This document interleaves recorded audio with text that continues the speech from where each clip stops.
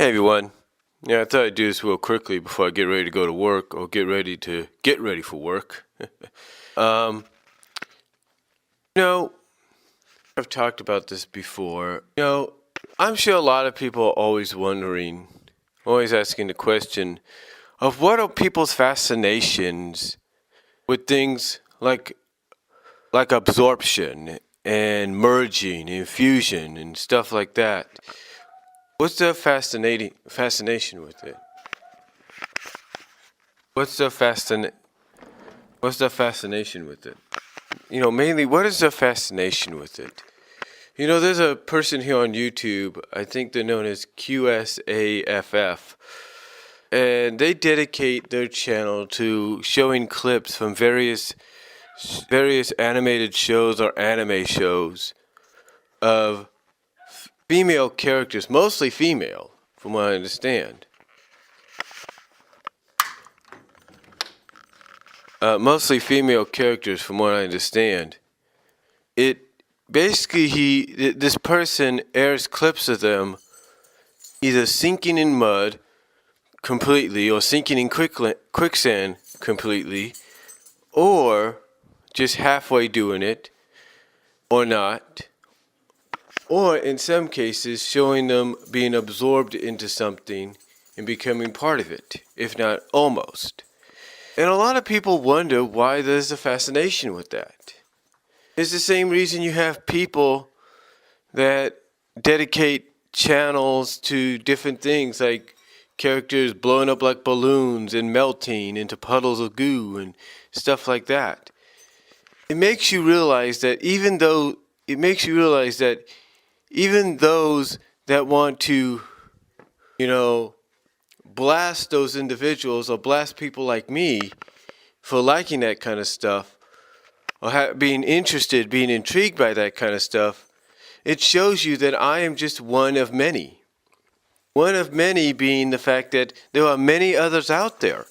And it's not because of the fact that we're weird, and it's not the fact that we're strange or we're weird or we're freaks or anything like that. No, it's fascination, it's intrigue. We realize that being fans of fantasy and science fiction and animation, as well as anime, we realize that this is the kind of stuff that can only happen in these kind of mediums. We know they could probably happen in live action nowadays, especially with the graphics and especially with the technology we have. I mean, even back in the 80s and early 90s it's happened too, but still, mostly through animation this kind of stuff occurs. But like I say, nowadays with the technology we have, the computer graphics and all that,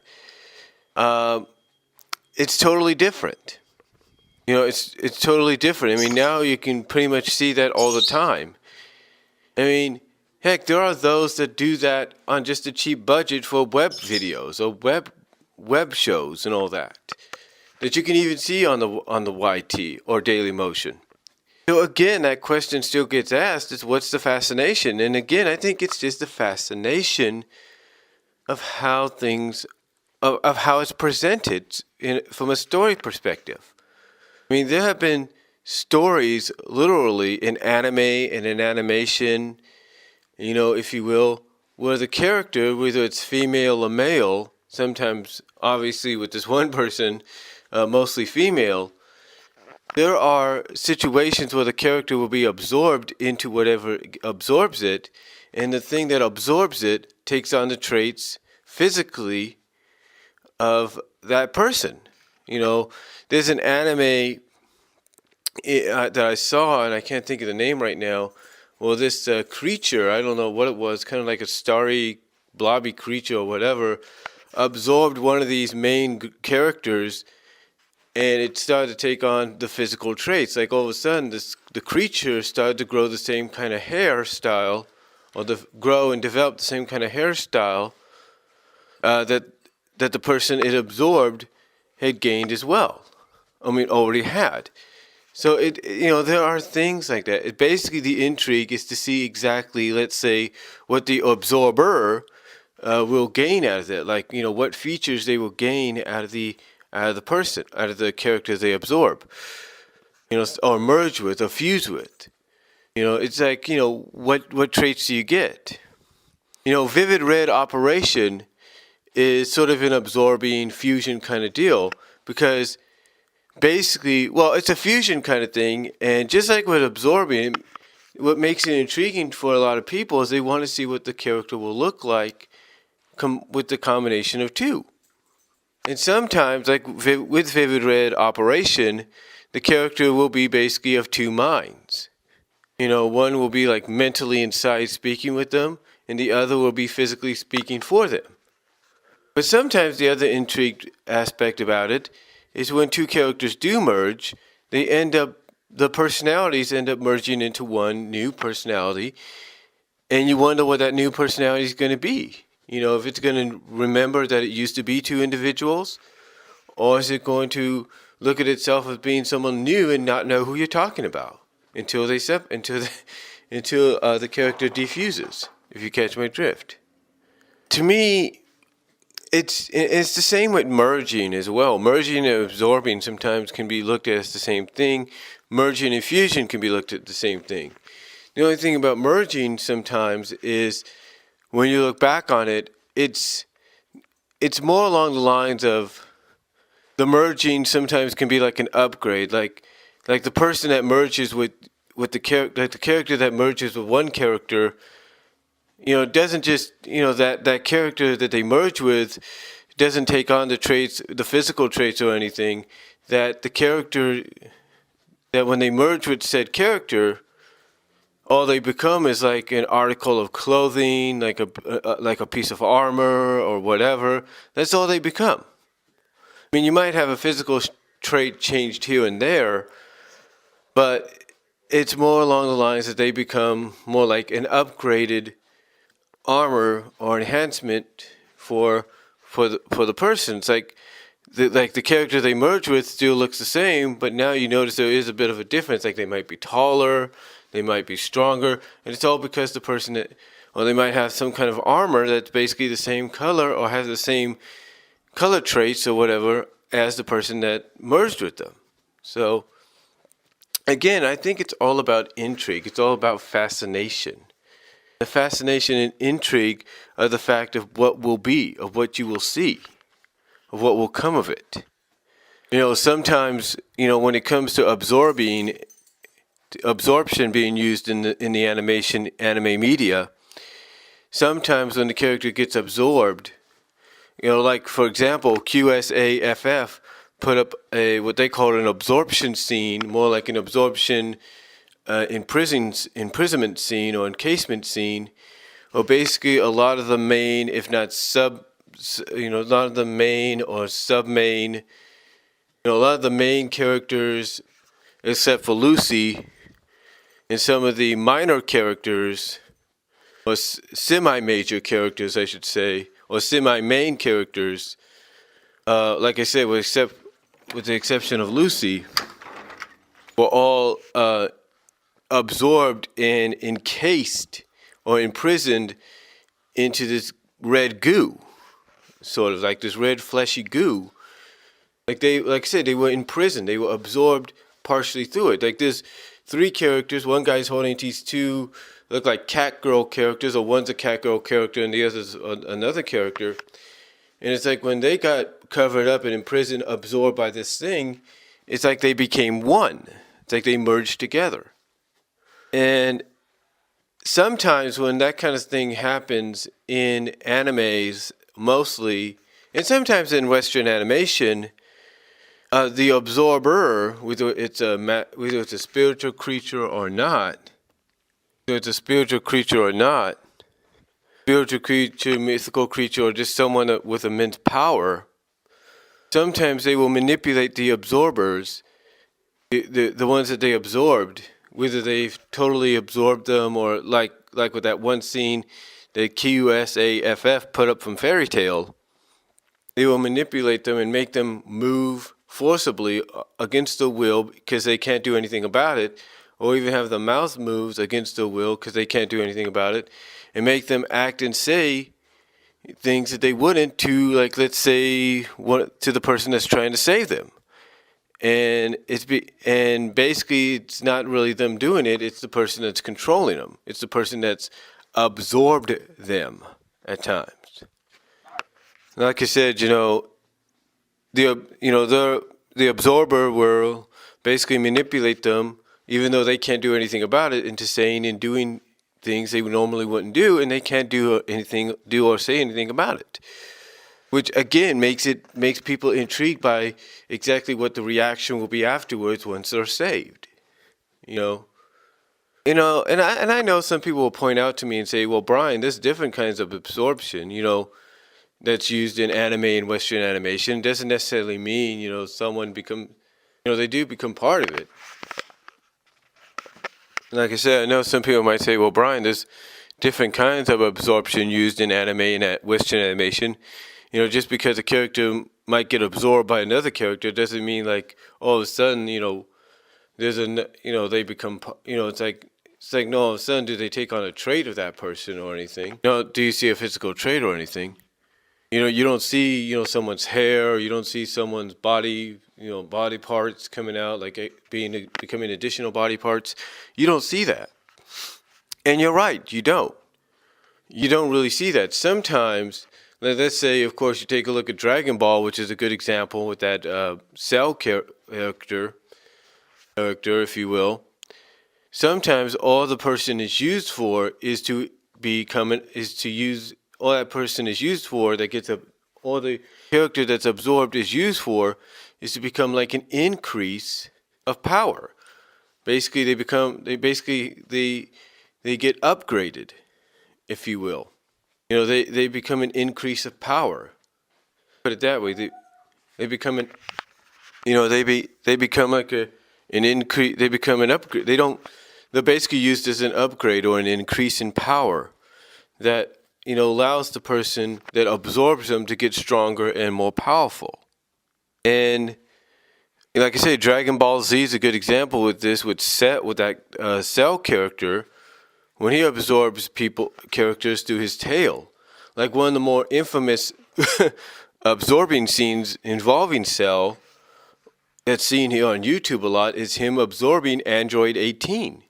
And some people might say, well, what happens to those that just get used as upgrades of power? Upgrades or something like that. Well, to me, I think what happens, and this is just me, but I think when I saw Hulk in the Agents of Smash episode with Venom, and with guest starring Spider-Man and featuring Venom, basically the character is kind of like hooked up to a lot of things. Like there's certain like vines or whatever, technical tentacles or vines or whatever that kind of hold the person tight, or hold them in, kind of glue them, like make them glue, kind of cause them to get glued to whatever, like to the wall of the person that absorbs them, and then that's how the energy is drawn out. And that's the only thing I can think of what happened with the whole Cell absorbing certain characters, is he did just that.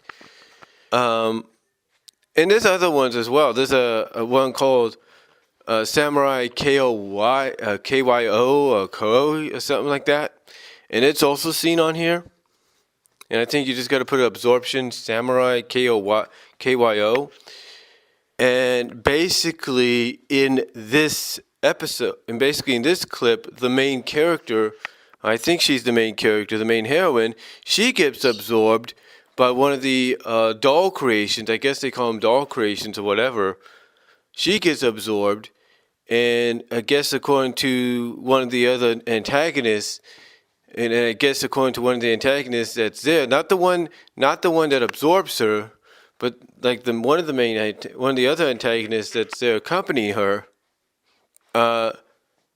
basically it's acknowledged that even though the doll or whatever it was, or whoever she was, even though the doll or whoever she was Lady something, I can't think of the name.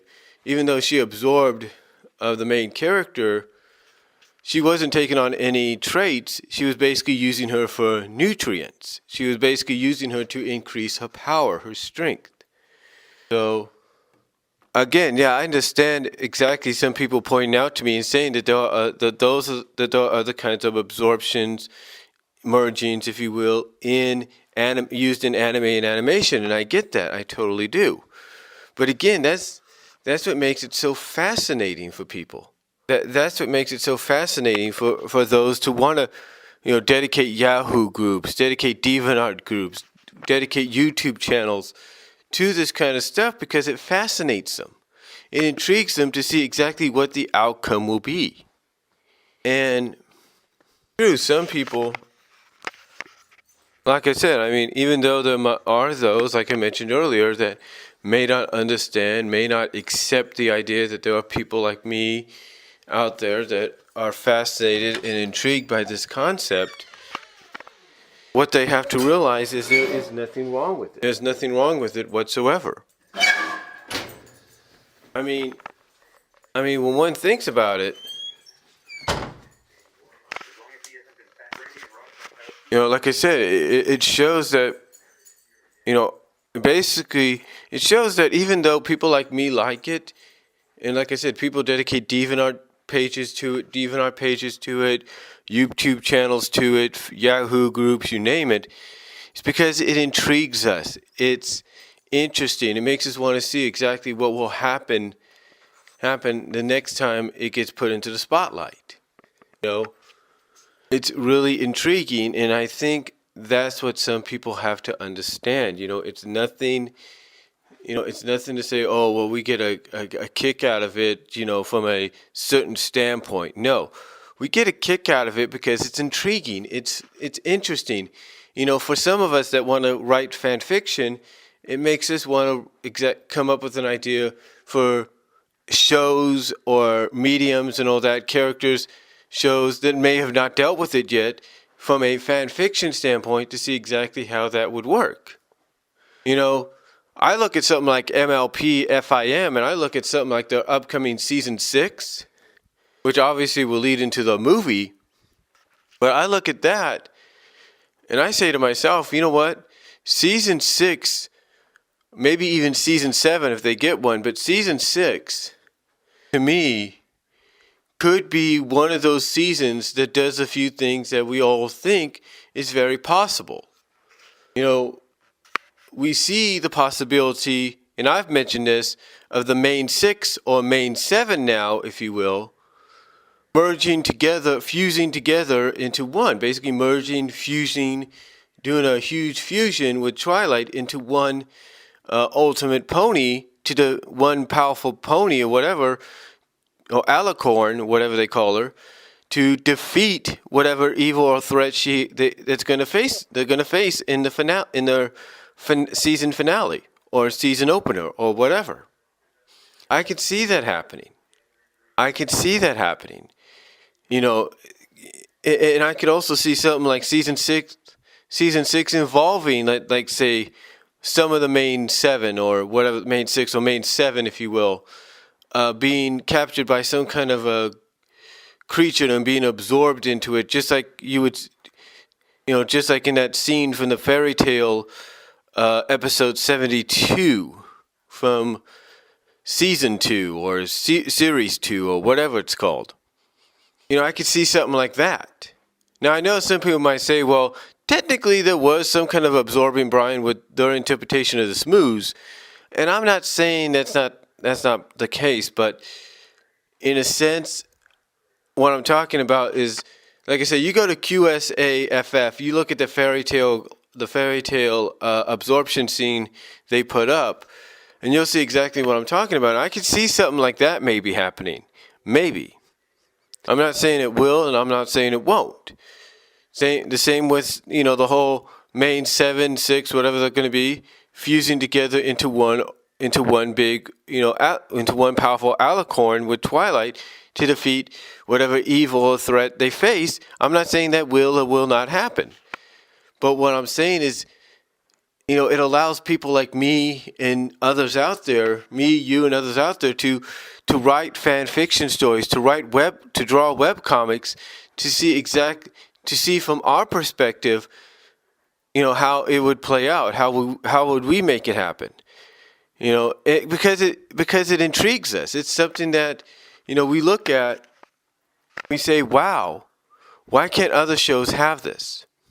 But that is why, if anybody's wondering why people are intrigued with absorption / fusion and merging, it's, you know, why they're intrigued by it. It's because of what I've mentioned. And this is why they also hope other shows, animated or anime, will do it. Will do the same thing. So, really, that's all I have to say on this right now. But let me know what you guys think down below. Comment if you like.